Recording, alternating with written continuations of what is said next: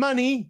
People got some money. Money in the bank briefcases, that is. Hello, and welcome to BunkaMania Wrestling here at BunkaMania UK. It's all about the fallout of Money in the Bank today. I am, of course, the Dekker Dane, and joining me once again to relive the whole extravaganza that was at the O2 Arena in London, it is, of course, Harriett, aka MangaGirl. Harriett, how are you doing? I'm good. Still recovering. Still recovering. I mean, basically, my tale from Saturday was mostly the voice going. So if you follow me on Twitter by chance, you may have seen me try and do yeah, but it was mostly yeah. But now I can comfortably go yeah. It's like it's kind of the best way I can describe this. Is basically it's like your throat or your body has just kind of said, you're going too loud there, Dekker. Why don't we just kind of clip guard that and normalize it so it doesn't sound like you are being loud enough. It's kind of like it's your body's own Elgato Wave XLR,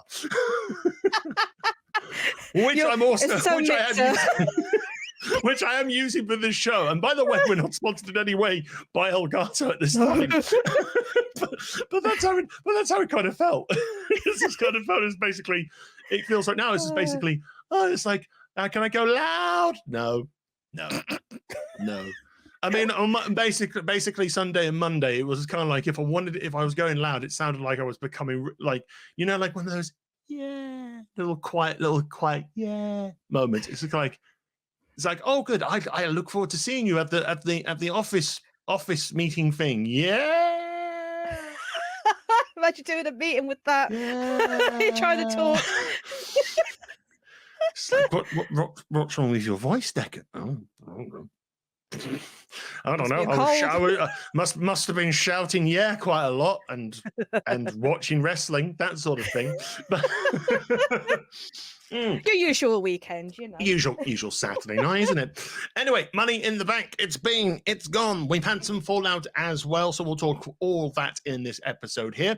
Before we begin, if you're watching us on YouTube and you're enjoying what you're watching, you're enjoying the content, do us a big favor, hit the thumbs up button on the video and also hit the subscribe button. That way, you get brand new episodes of BunkaMania Wrestling on YouTube as soon as they arrive. It's the same state of play on audio podcasts, whether you're listening on Spotify, Apple Music, Google. Again, if you're enjoying the show, you're listening to it and you're enjoying it for your wrestling knowledge, all that sort of stuff, then please hit the subscribe button, even leave us a review. We'd love to hear your thoughts as well. Right, admin out the way. Let's talk about Money in the Bank. Big show in London. Big feel show in London as well, because we went to the O2 the day after the show to go to the WWE shop. And yeah, it's like it was kind of still recovering from the night before, I think, in a way. But let's talk about the event itself. So obviously we were at the Wrestle Talk watch along party for this one, because like we said in the previous video, tickets were a little pricey. But I still think just a tad. But again, I think still watching it with a crowd was probably the best way to go, especially if it's in a nice pub and you get beer and you get drinks and all that sort of stuff. But no, generally, general thoughts on Money in the Bank as a whole this year. It was actually very good. I think I really enjoyed both Money in the Bank matches, especially the women's. That, like I said before, it's the strongest lineup they've had in a while, and it did not disappoint. And some matches, yeah, they didn't rise to what I thought they would, but nothing was bad per se. There were lots of surprises we were not expecting. Ones that, we literally screamed the roof off that hotel when things did happen. Forget the O2, I mean, I have watched back those reactions at the O2 and I was just like, it was just as good as where we were. But overall, very good pay-per-view. WWE just keep delivering. And it was just another brilliant pay-per-view, or sorry, premium live event. Sorry, keep saying correct terminology. Yeah, there you go. Don't worry.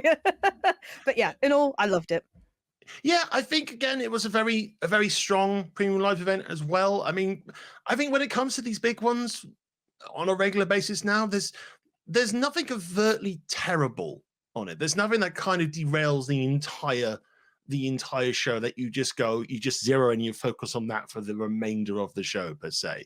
Again, the UK crowd are the UK crowd, and they were very imaginative in some of their chants later on in the show, which we'll talk about. But no, I think between this and Clash of the Castle, I think Clash of the Castle is probably more satisfying. Well, with the exception of the Bloodline Civil War, I think in terms of some storylines and some sort of moments of the crowd, I think Clash of the Castle might have been kind of like the better UK show out between the two, but that doesn't. But it's a very high bar. It's a very high bar for both of them. They're both very, very strong events that we've had in the UK. But no, I think it's a fun. I think it was a fun little show, and there was plenty to talk about as well there. Right, so what we're going to do, well, we'll run through the card, we'll do the play-by-play, and we kicked off big with the men's Money in the Bank ladder match, which saw Damien Preist, LA Knight, Butch, Ricochet, Logan Paul, Shinsuke Nakamura, and Santos Escobar. I believe I've named everyone in that match, so well done me. Yes, all competing for that big shiny green briefcase, which gives them a championship opportunity when they want it. So basically, I think there was one core storyline be going through this match, and that was everyone beat up Logan Paul. Pretty much. Everyone just go for him. That's it. End of. Yes, because I think they played very nicely into the fact that, okay, Logan Paul just kind of walked his way into the match and said, I'm going to take part in this match. And clearly that riled a lot of people up, especially LA Knight. So obviously this whole sort of opening of everyone just kind of staring at Logan Paul and just going, get him! Yeah. It's just anytime Logan Paul was like getting an advantage, everyone would just stop for a second and go, wait a minute, get him! Yeah. The crowd helped with that, with the booing every time he did something. The crowd helped as well.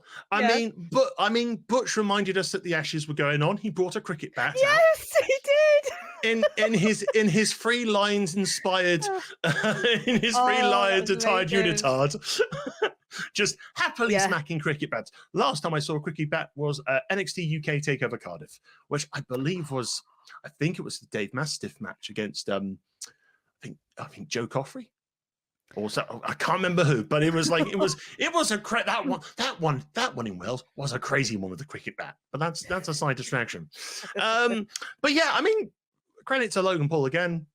He got involved. He did some very, very daring do stuff as well. He did like a big frog splash onto Damien Preist on the ladder, which didn't break and looked very, very painful. Sold it very, very well. And then obviously, I think one of the most talked about spots, probably for possibly the slightly wrong reasons, is the attempted Spanish fly off the ropes into the two tables, which was set up during the match. Yeah. So we knew someone was going through. And we knew. And the longer the match went on and people climbing ladders, especially the high flies close to those tables, is someone's going through those tables and it ain't going to be pretty. Definitely wasn't pretty because it was Logan Paul and Ricochet. And it looked nasty. Thankfully, no one is seriously injured on that one. It didn't look good, but I think if it pulled off, it would have been an incredible viral moment. I think that's what they were trying to go for. Yeah, that was a bit painful. Oh God! I mean, Logan did show an injury afterwards. I think it was like a bit of a. Yeah, I think it was more of a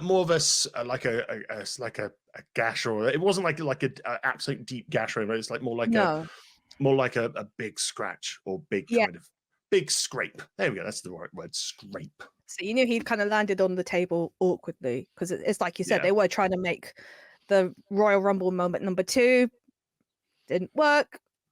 They tried the best they could out of it, but still, it looked okay. Yeah, I mean, Logan's done his latest episode of his podcast where he talked about it and just kind of when it happened, it's just like there's some wild things. I'm still kind of new, and it's like that's fair enough. The important thing is no one was seriously injured on that one. Yeah.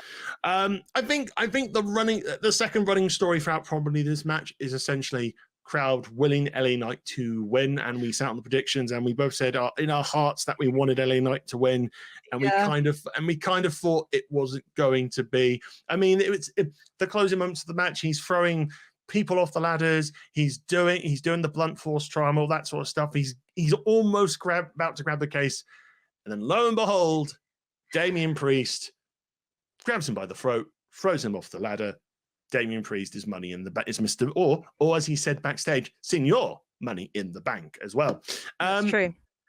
And I know people have kind of frowned on the decision because of, LA Knight's really over and popular, but I think narratively, Damien Priest is probably the strongest one out of everyone there to take the briefcase. And as we would see later on in the show, it's already starting a good sort of storyline narrative in the Judgment Day, like in the turmoil as well. Yeah. I mean, I think you even said in the predictions it was going to be like a three-way race, and you wouldn't have minded if Damien would have won. I didn't mind either, because it's like you said, going forward, it's going to create good. I mean, LA Knight would have been good. I think a lot of people were shocked, and some were upset he didn't win. But in the end, I think the right person did win. I know that sounds terrible, even though I wanted LA Knight to win. But if you're trying to create stories, and as Triple H always says, the story always never ends. So it's just like, how do you carry this on? How do you make the case relevant? You put it in a storyline that's going to involve other wrestlers, like implode, or like distrust and stuff like that. So it made sense story-wise. Doesn't mean LA Knight, I hope he does get a run in the future with the championship. I don't know how or what is going to happen, but I just hope this isn't the last. I hope they just keep up the momentum of how popular he is at the moment, like they did with Sammy. Yeah, I think if anything for LA Knight at the moment, they may position him because I think some of the rumors were he was going to have a feud with Logan Paul anyway, but as Raw has told us, that's not going to happen because so I kind of think if you want to capitalize on him as a bit of a babyface right now, if you're not going to put him in a world championship opportunity right this second, US title, because apparently Austin Theory's held it for like over 200 odd days now or something like that, and it's. I did read he's the longest since Dean Ambrose. Yeah, I think. Yeah, and I'm a bit bored of it. And I'm a bit bored of him. So there you go. You want the crowd reacting for a champion. I see no problem with LA Knight taking the belt off Austin Theory and then having a little bit of run of it. And then when they're ready to put him into a position of a world championship opportunity, then they can do. So there's some opportunities there. Yeah. But yes, so yeah, I think the additional fallout from this, again, we go back to Logan Paul, is there was additional backstage video filmed of Ricochet and Paul having a bit of a scrap backstage. I only heard about this today.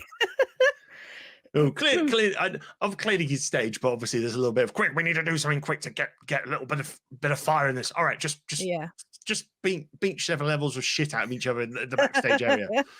And then on Raw, Ricochet in red turtleneck as well. Just kind of, how classy he looked! I tell you, the classy guy. He just went, "Hey, I'm Ricochet."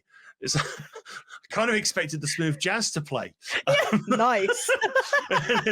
It's like one and only yes, nice.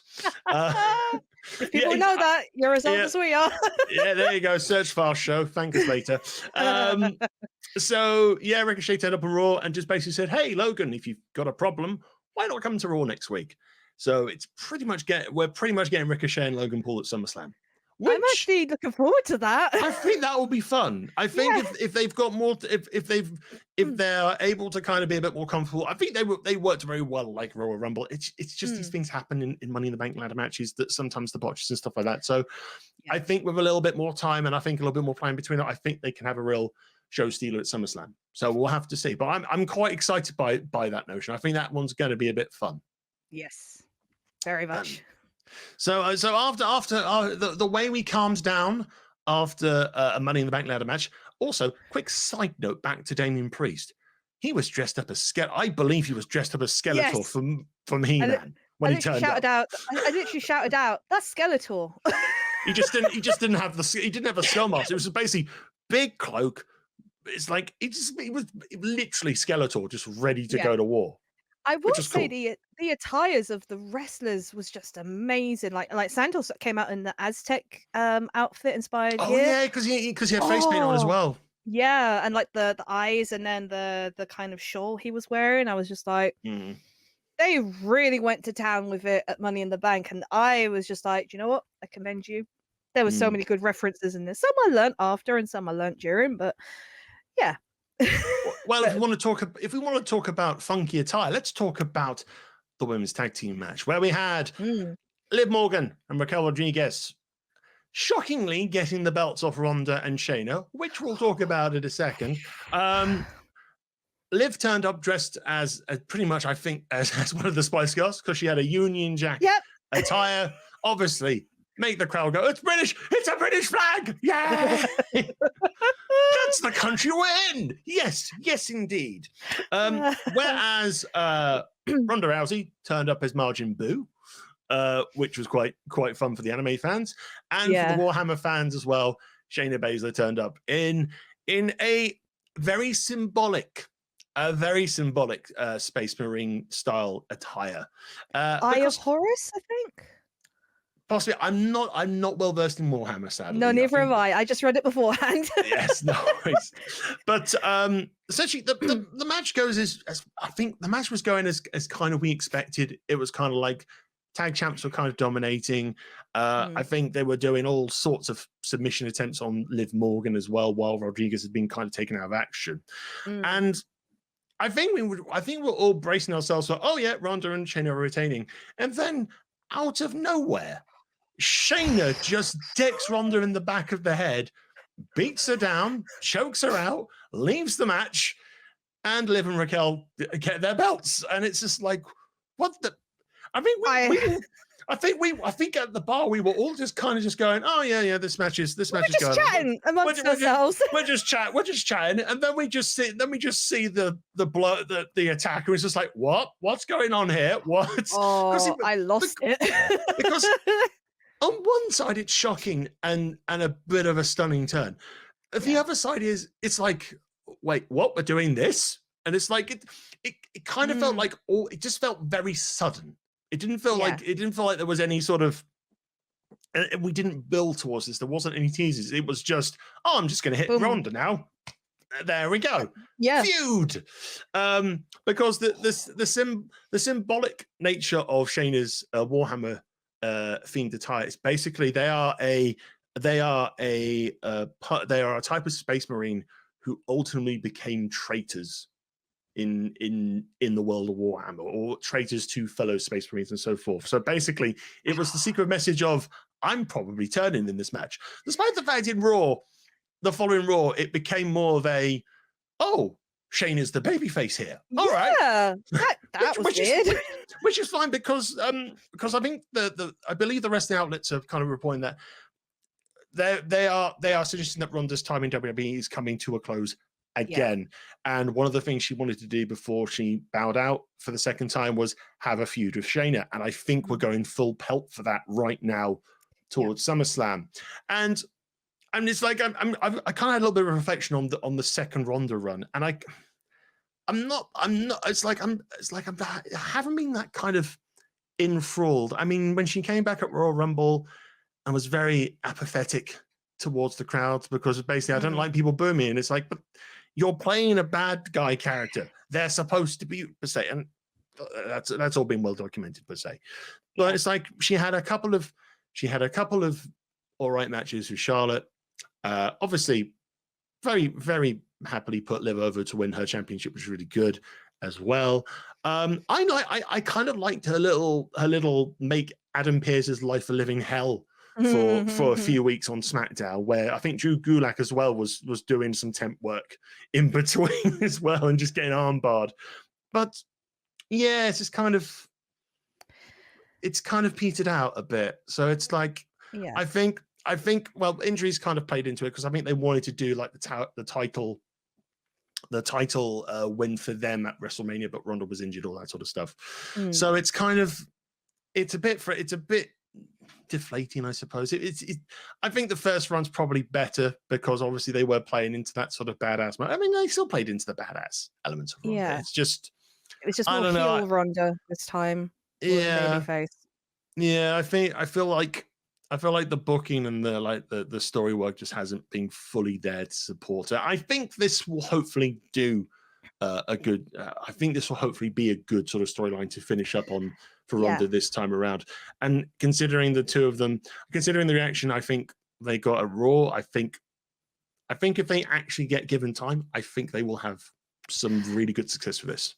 Yeah, because I mean, I jokingly predicted that it was going to be the shortest match of the card.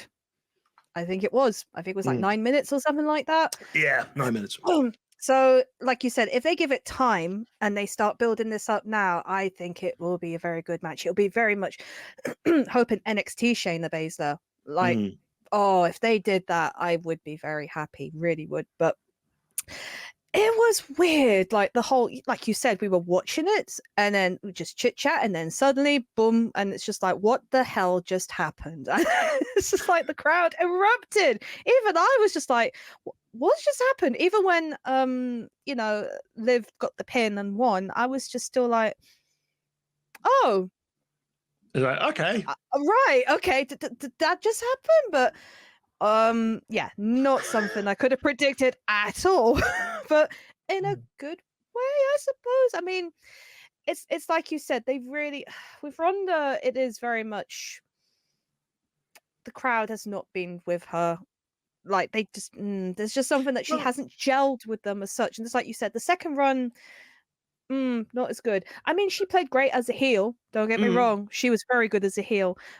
But even in the first run, I wasn't really too keen on her. It took me a long time for me to kind of gel to her. So I don't know. It was just like, I don't know what it was. And usually I kind of like, oh yeah, I get this wrestler and whatnot. But even I kind of liked her more as a heel this time, but still the same of like, well, if she faces off against Shayna, I want Shayna to win. So I think that's what we all want. Yeah, in a way. that's what But then it is. again, I think the way is if Ronda is bowing out of WWE again for a little bit, then putting Shayna over and making a bit of again starting her up as a monster heel adds more depth to the women's roster, especially on the Raw side as well. So we'll see how it goes. But yeah, perhaps kind of like an eventful match just for a different reason than we expected, like the wrestling. And I think that leads us on very nicely into Gunther defeating Riddle as well, because Gunther easily defeated Riddle, basically exploited the ankle injury and took him down. But I think considering like the history of the rest, especially the Progress Wrestling side of things, you kind of expected a little more. Yeah, I kind of expected a little more. It felt like it was. I think it was just kind of. I wasn't say going through the motions. I think it was just kind of. It was setting us up for what happened at the end of the match. Yeah. Where basically we have the return of Drew McIntyre, sexy Scotsman, just in his hometown. In his hometown of London. No, clearly not. No. Just storming down to the ring, giving a claymore, being Drew McIntyre pretty much. And obviously it's showing us that we're setting up towards McIntyre and Gunther at SummerSlam, which again will be a very, very good match, which I think. I hope they don't put the belt on McIntyre before the Honky Tonk record is taken down. I still think Sheamus might have a hand to play in this because basically the whole thing has been, I want to take the Intercontinental Championship off Gunther. And then the moment Drew went, oh, I want to take the Intercontinental Championship off Gunther, it's like, friend, how dare you? I thought we started drinking, we started fighting. I thought we were friends, but clearly not.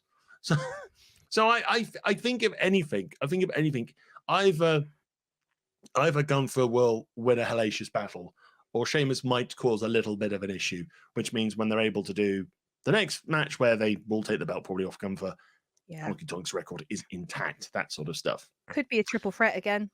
Could be. I mean, I haven't really got much more to add on this. It's nice to see Drew back. Really nice to see Drew back. It is. I was just the match was flat. I really, it was okay, but yeah, it, like you said, the build up was what it was there for, pretty much. Yeah. Shame, but I did enjoy the ending. So. There we go. And as we were coming down from the return of Drew McIntyre, oh look, John Cena's here. Again, another thing I lost my cool over, which I'm not ashamed of because I love John Cena. So I was just like, oh, well, hi, hello there, sir. How you doing? Nice to see you in London. Yeah, it was just a sort of, oh, he's there. Okay, Yeah. this is what's he doing here? It's like what? And at the start, it kind of sounded like he was about to start doing like another kind of.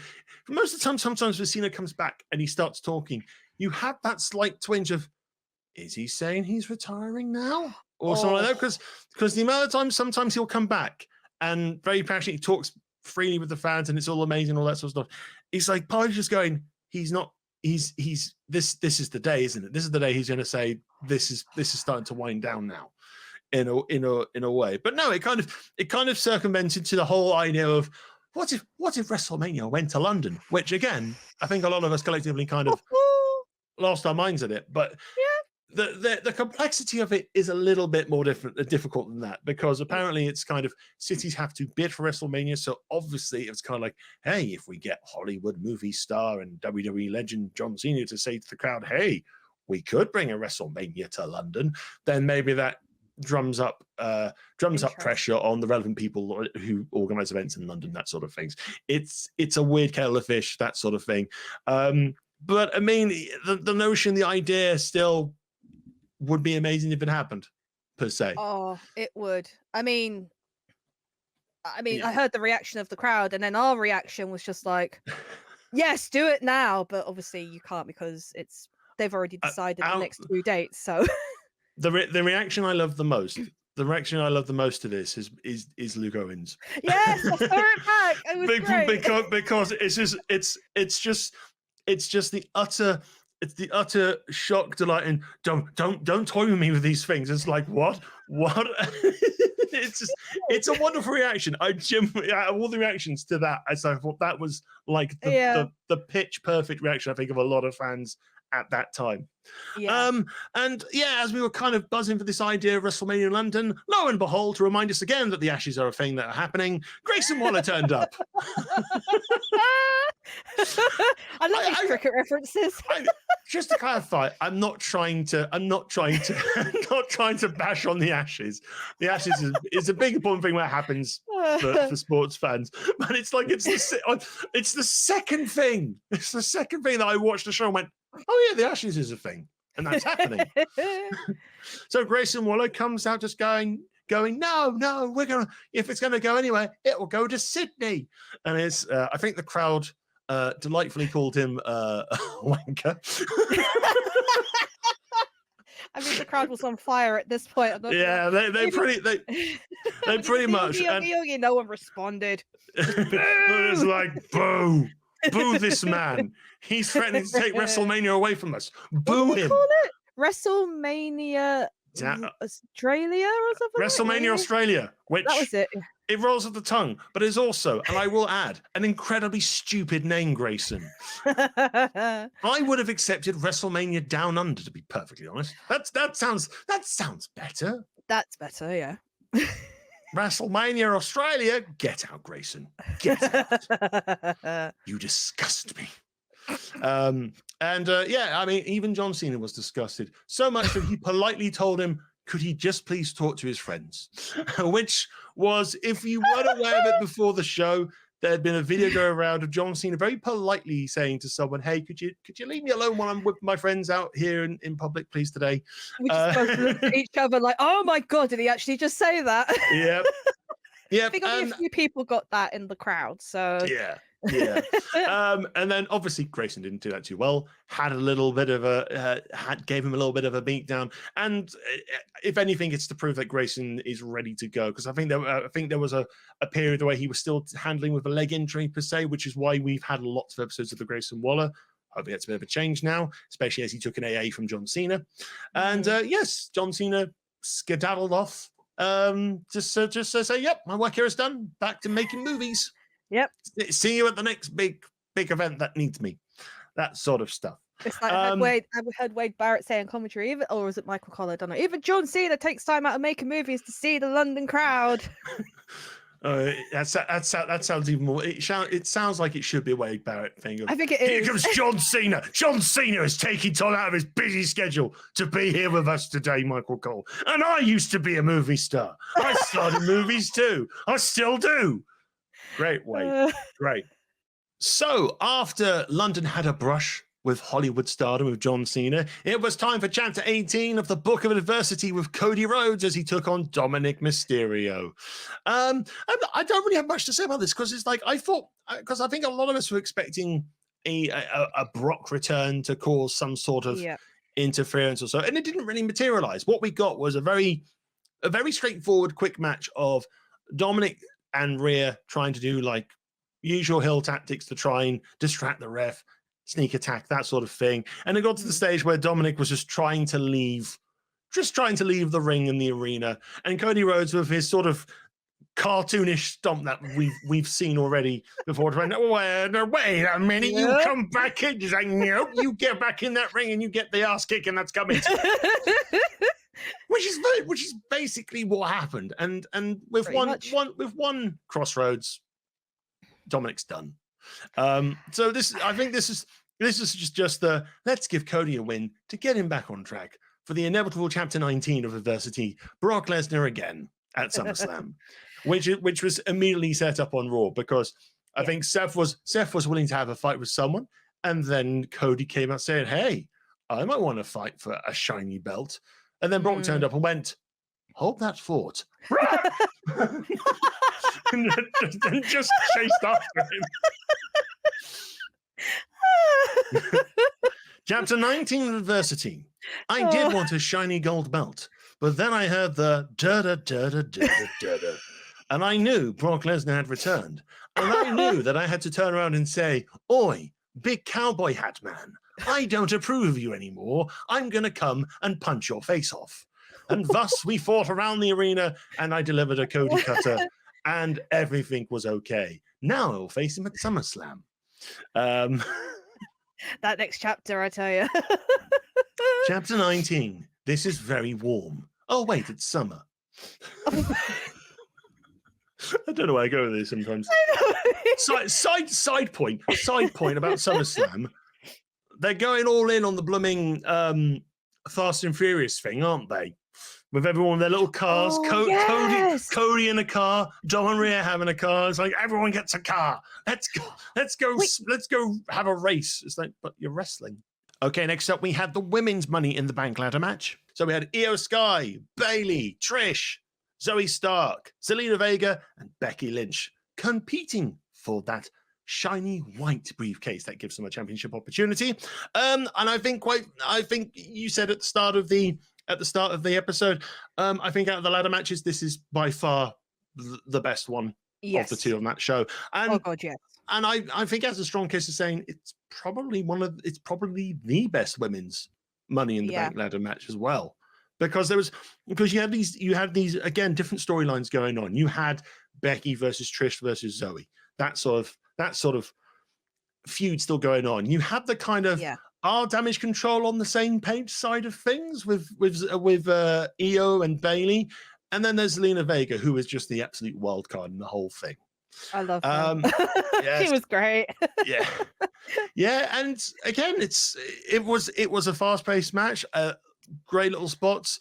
Oh, the spots were so good. Io Sky climbed the ladder and just went, "I'm just going to jump off this ladder now," and she did, and it was fun. It's not an Io Sky match unless she jumps off something very, very high. So, thankfully, no dustbins involved in this one. No, definitely. If you remember her NXT days. But yeah, one of the again, I think another a painful high point was Zelina Vega's Code Red, which was God, to Zoe Stark, and Zoe's head got stuck in the ladder. I actually watched it back, and I was just like, "Yep, her head literally, she had to dislodge it before rolling off." But But thankfully there have been no major changes in that one because Zoe was on Raw, but the following week. Trish broke her nose, or she injured her nose. Injured her nose, so she's got the protective mask. She's got the mask again. That's a throwback. But again, it's quite weird to see Trish in these sort of matches, because I don't think she's ever really been in a ladder match. So it's like, okay, well, this is a sort of exciting thing. I think majority of everyone else in the match has kind of had experiences with a ladder match per se, or the sort of concept of the high flying aspect of the ladder matches per se. She's picking off all the boxes in her next run, I tell you. Oh yeah, absolutely. But yeah, the early introduction of a pair of handcuffs was quite fun. Oh yes. Where basically, I think Trish and Zoe's idea was we're gonna handcuff Becky Lynch to the ropes so she can't get out the ladder.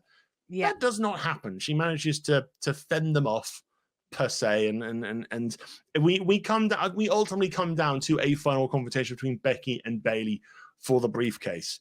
Yeah, which I think Becky still had the handcuffs, because I think there's a bit where she was Bayley. Fish hooking Bayley's mouth as they were kind of slowly coming down the ladder.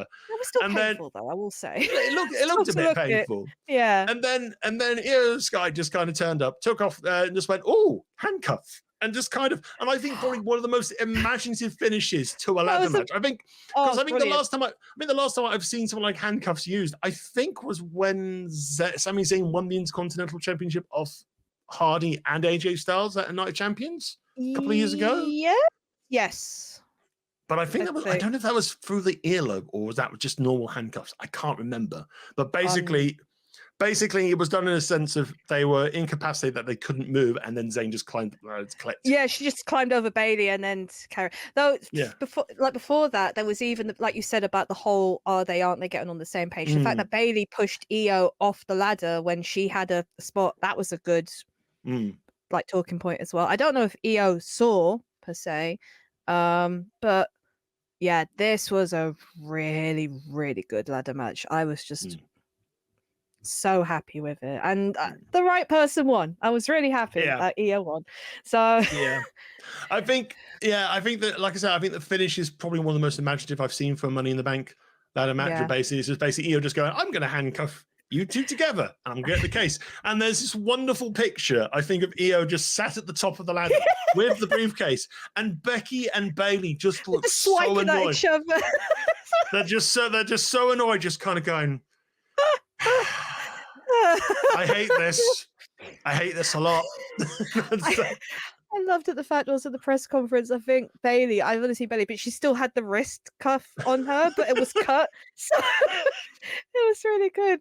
Also, shout out to, again, Becky's costume, because I got it wrong. I thought it was Phoenix from X-Men. It's not, it's Siren, who... Okay.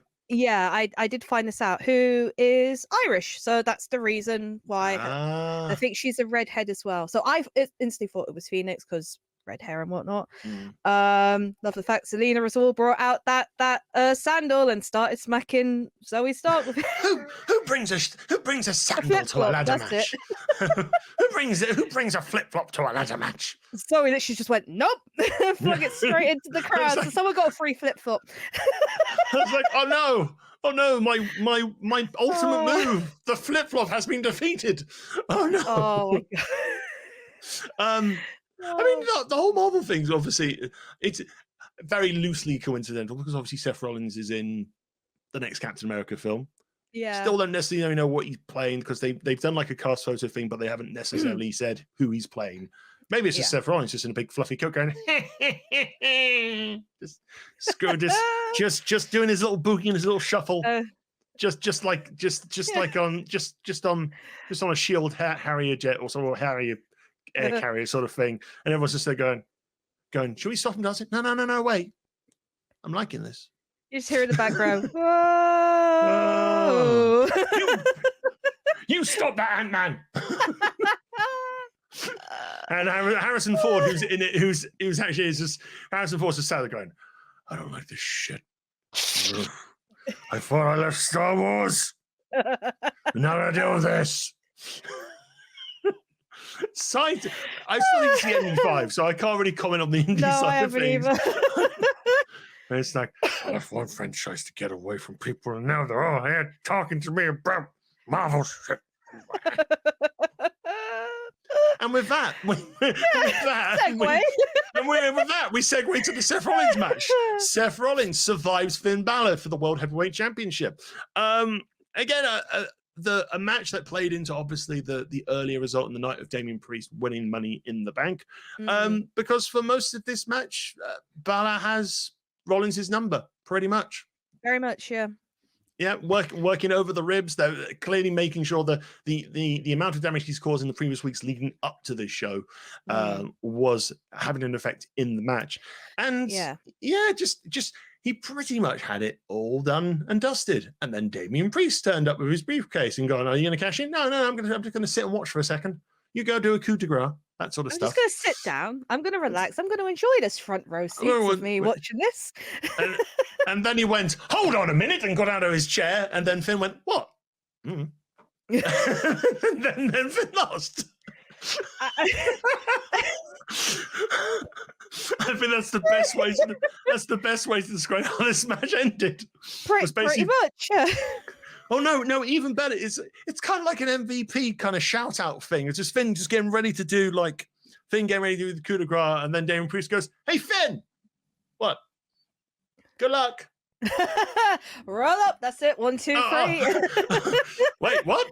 Oh no, Yeah. I've seemed to have fallen and I have been stomped into the ground. I'm not happy. I'm not a happy Finn Balor at all. Nope.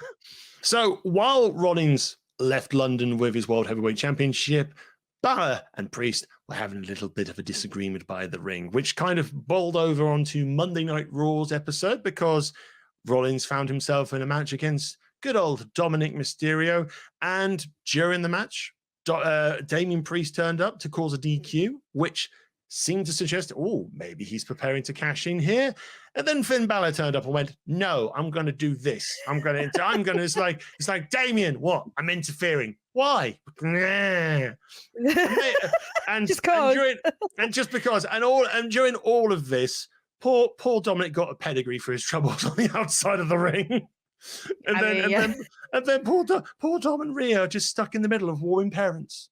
It is literally like watching mum and dad fight. It's like, please don't fight, please don't. I think I saw a caption. I think Rhea posted of that photo on Twitter, and she just went, "This is fine."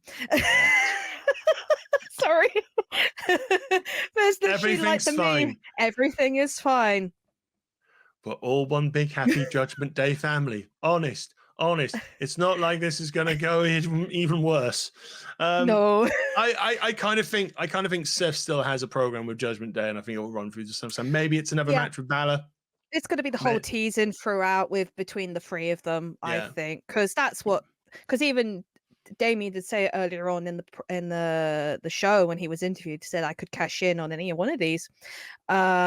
But it was just like, it didn't really give a hint as such, but you knew that he was going to go for the heavyweight because that's the one on his show, and also the 1-2 Finn went for.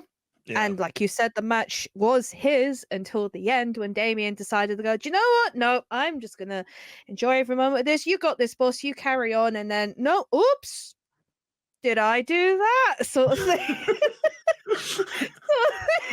And it's going to be like that for the next month or so. And I can't wait. I mean, I love the Judgment Day, but I just love the whole, like, everything's fine. It's not, but we're doing good. It's fine. Isn't that right, Finn? Isn't that right? You interrupted my match, Damien.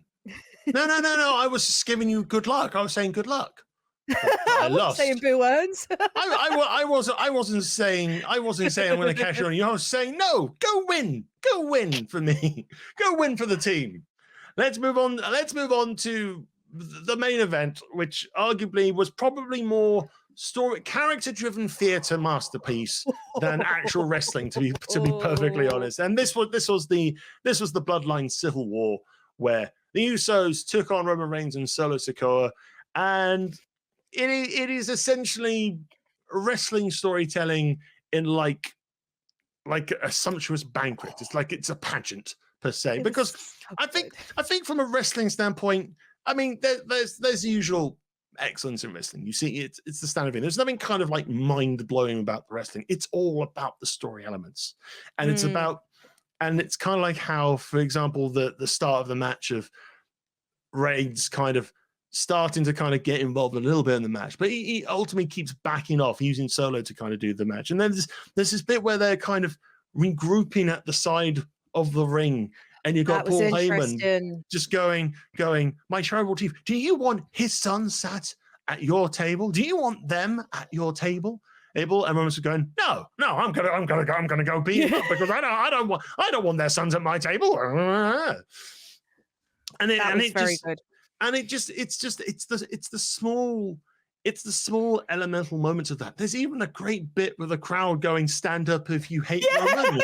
And Roman is getting more annoyed about it. And he's telling people to sit down. And then he goes, you know what? I'm going to sit down. And he sits down on the apron. I actually watched it back and he said, oh, London, this is a terrible country. It's just like... I don't like London anymore. They're booing me. I don't like being booed. It's almost like almost like I've got some audience trauma about being booed. Oh. in that sort of way. But ultimately, it's a steady match. It builds up to a plum because you get all the big moments of a bloodline match. You get the big power moves, and then just when you think the Usos have finally done it with the one and done, what do you think would have happened? Oh no, it's a ref bump. Oh no, I've been hit. I've fallen out the ring. I know. I mean, I told you, I said, how many ref bumps do you think they're going to be? And I think you said 2. Well, it's definitely one. There's definitely one. It was an elegant, just light shove of, oh no, I've fallen through the ropes. And now I cannot get up. I am injured. I am vanquished. I will lie here for exactly 5 minutes. For like a couple of moments of important things to happen. Basically, God. I think the Usos had a count of nearly 10 on Roman. Yeah, I think it was over 10, yeah. For the one and done. And then you go, okay, we're going down the typical route. Roman and Solo are going to find an opening through this, and they're going to win. And they kind of do. They kind of do it with, first they do the solo spiking. I mean, there was a great one of Spike and Spear at the same time, which led to the inevitable. Oh, we're gonna stack them. We're gonna rack them. We're gonna pin them together. God. And you're just going, oh well, this is the flating ending to this. And then you go 1, 2, and they both kick out, which is amazing to see. And you go, the okay. crowd went mental for that. I think I did as well. and you just kind of go, okay, this is good storytelling. That surely is probably the last hope for them. That's surely the last hope for the Usos. More battling goes on. It gets to the stage where I think we've got Jimmy out on the outside on a table. Solo's about to kind of take charge because Roman is completely beside himself. He's like literally kind of on the verge of tears. Yeah, he was like having a breakdown in the middle of the ring. It's like this move usually puts people away. Why are people not dying at this move? I don't know. So Solo goes, don't worry, Tribal Chief. I've got this. I'm going to do a splash on this table. And he goes through the table. Completely missed this, yeah. It's like, don't worry, Tribal Chief. I've got this. Jimmy gets out of the way. Meanwhile, back in the ring, Jay and Roman are trading like big blows. They're trading super kicks. They're trading Superman punches. Spears. And it all comes ahead with a big spear. And you go, okay, this is it. This must be the end. 1, 2, Jay kicks out. But he kicks out by hitting Reigns in the crotch, which is very symbolic because reminiscence of their very first one-on-one for the championship back of Night of Champions, where Roman did exactly the same thing. And then, the Usos deliver a couple of more super kicks, deliver a couple final super kicks.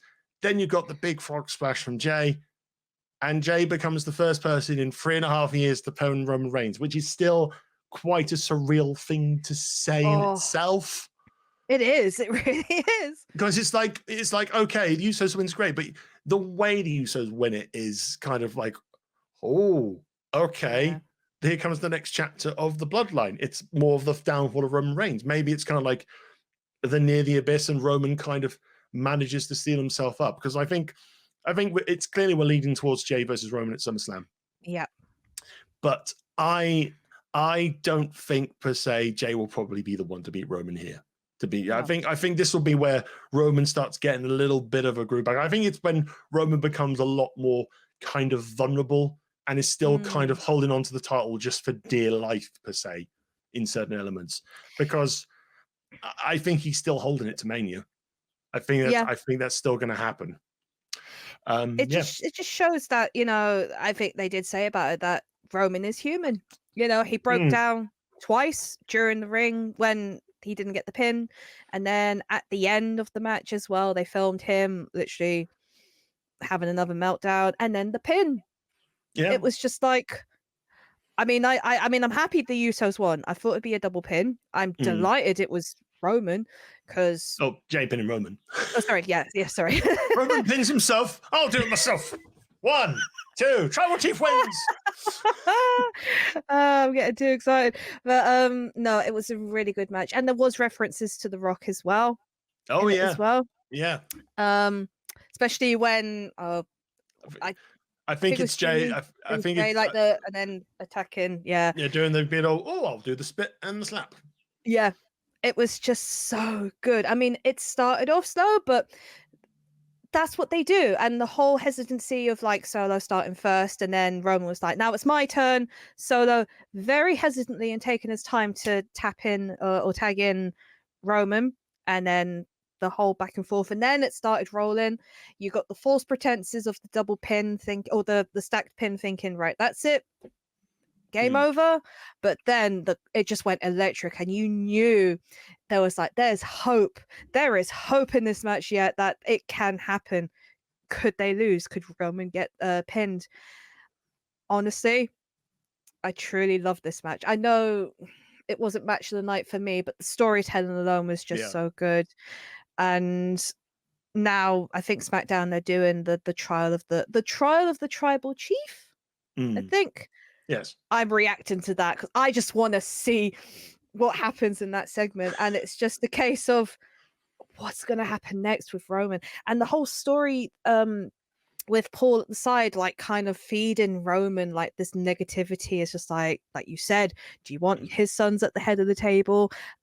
It's just so well done. It's like you think who's controlling who's telling who what to do, sort of here. Because there's a strain. I think Heyman has a bigger part to play in this as we go a bit further on, because because I think we weren't able to hear all of it, but during the kickoff show there was a promo with Paul Heyman, and Heyman is.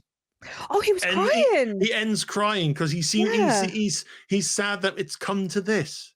He's even apologized to backstage reporters there, and I'm sorry I've been such a dick over this time. But it's like I'm sad. I'm sad because they're all fighting now, and I don't want to be kicked out of the bloodline. Please don't. It was powerful stuff. I'm not gonna lie. Yeah, because I mean we were all kind of looking at the screen and just kind of slowly just turning back going, like, wait, is he crying? Yeah. Wait, what? He was, yeah, like puffy eyes, tears streaming.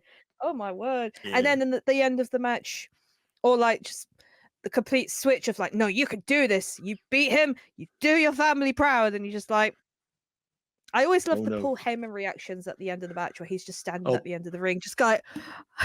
Paul just looked deflated. Like, oh no. Well, this is a setback. This is going to be an awkward car ride back to the hotel. Oh dear. Oh, dear. I'll drive with Solo. Robert could go on his own. But yeah, that pretty much brings Money in the Bank to a close there. But yes, let's quickly go back because we completely missed this to talk about at the start because it's like because we talked about it in the preview video of how there was like a Bond flavor feel to the whole sort of thing, and lo and behold, you get this Bond style opening sequence. It's like, hello, London. Hello, London. We're good. It's finally nice to see you. I think that looking at that, I think that's one of the best openings I've seen for a WWE show in years. Yeah. It's just because the style and the creativity and bringing it all together. But WWE are excellent at doing these video packages. Because it starts off like a Bond, and then you go into typical kind of WWE silhouette kind girl of and silhouette like girls. You've got Riddle falling Riddle. It's Money the Riddle fall. Here's the Riddle fall. All that sort of stuff. It was great stuff. It's great stuff. Being a Bond fan, I just absolutely loved that. It was just like, what a way to kick it off. It really was so good. It's kind of like, go back and watch it. Oh, it's available on YouTube. The cold opens is available on YouTube. I'm shocked I haven't watched it yet. It's only because I just remembered. I'm like, wait a minute. When you said Fast and Furious, I was just like, wait a minute. They did this for Money in the Bank. What was it? But yeah, that was really good. What are the chances? Because they're doing the fast cars, they'll probably do something. It's like if you're going on about Detroit and you're going on about all the fast cars and people in the fast cars. I mean, the funny thing is, Fastlane, I think, is on its way back at some point later on this year as a premium live event at some point. Yeah. So it's like, oh no, we're going fast now, but Fastlane's coming. Oh. Imagine Vin Diesel just pulling up in the vignette at the beginning. Vin Diesel in a mower. just in an attempt to remind people, please see Fast X, please see the film. Also, it's all about family. It's all about family. Why haven't you seen it yet? But we have been. We'll see it again.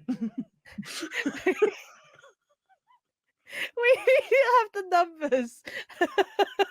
Oh my god! I'm just imagining it now. That's just going to be great. If he does come out, I'll be just like, I'll be howling. I'll be just so happy.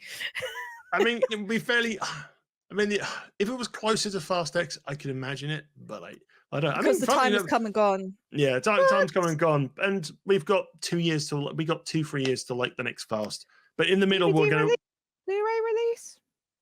Possibly, you never know. Yeah. You never know. I mean, they're kind of flirting with movie studios a little bit at the moment because they did Mission Impossible for Money in the Bank. That's true. They did show an advert for that, yeah. And the weird Bud Light winning toast or winning sip is like, what? Every time a match finished, Bud Light just appeared out of nowhere. That's like, here, it's time for the winner's toast. It's like, what? Damien Preist is going to open a can of Bud Light on the ladder and go, refreshing. I loved it at the end. Didn't. I loved it at the end of the Shayna match, or the Shayna match. It's just like at the end after the betrayals, like Bud Light. How about some Bud Light for your betrayals? Yeah. I mean, if we want to go full circle, I mean, but they did the Bud Light seltzer things for like an NXT Great American Bash a few years ago, and I remember that annoying Jeremy quite a lot. And it was with Wade Barrett as well, going, oh yes, I love me some Bud Light alcoholic seltzer. Yes, because I'm Wade Barrett and I'm drinking this. I'm drinking it now. Are you? No, I'm not. Shut up, Vic Joseph. Drinks it like that, but it's down the side like that. it's like don't tell anyone, but the can's like empty. Sort of thing. Don't tell anyone, Vic, but the can is empty. You see. Watch magic. I learned it from Hollywood.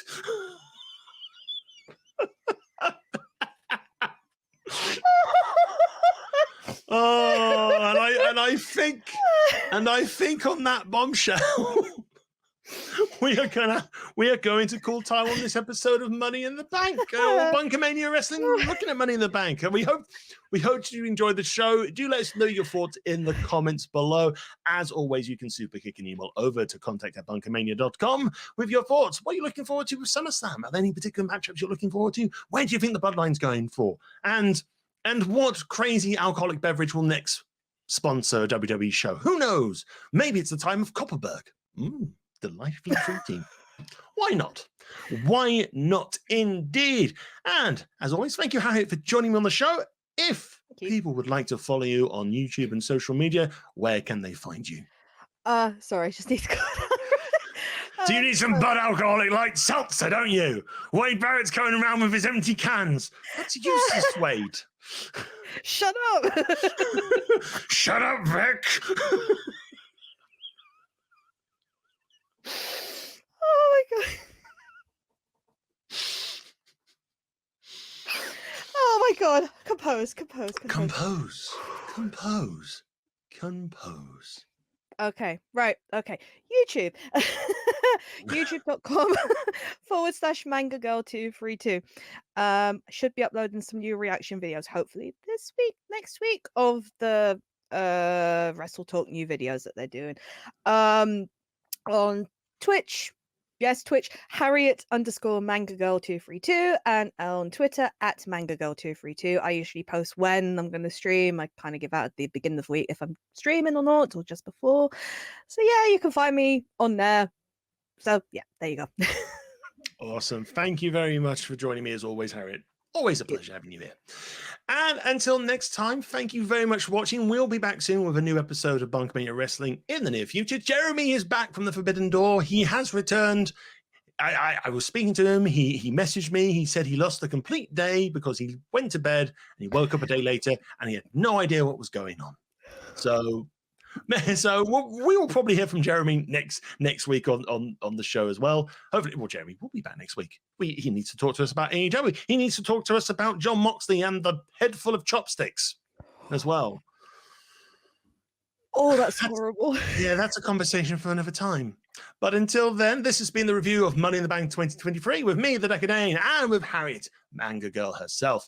Until next time, stay safe, and we will see you very, very soon. Bye-bye.